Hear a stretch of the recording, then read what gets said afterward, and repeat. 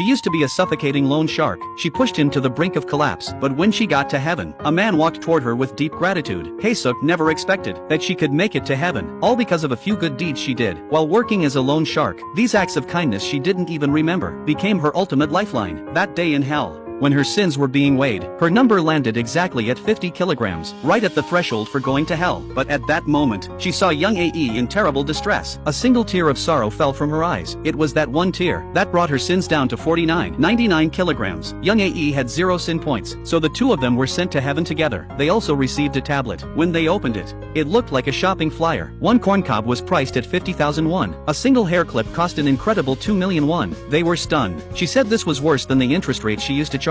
It had to be some kind of scam run by heaven's administrators. While they were complaining, a young, handsome guy walked over. He said he was the old grandfather who died before paying off his debt. Back then, the grandfather had just finished paying her back. Looking at his daughter's photo on the wall, he decided to end his painful life. But before he could act, Haesuk suddenly came back knocking on his door. She said the old man had overpaid and needed to return the extra money. As soon as she walked in, she saw the rope around his neck, but pretended she didn't notice anything. She pulled 2 corn cobs from her bag and said, "Don't eat them both at once. One today, one tomorrow." The grandfather understood what she meant. She was telling him to live one more day. From that day on, every time Haesuk went to collect debts, she would bring 2 portions of food. The grandfather was moved by this care and kept going day after day, eventually living until natural old age. His family ignored him completely, but Haesuk made him realize that even having just one person who cares makes life worth living. So when he arrived in heaven, he had always wanted to thank her. When he finished saying those words, the corn icon on the tablet suddenly disappeared. Only then did they realize every item on the tablet represented a good deed Haesuk had done, so they followed the address to find the place marked white hair clip. As soon as she saw that woman, Haesuk recognized her immediately. It was the client who died before she could repay her debt. Back then,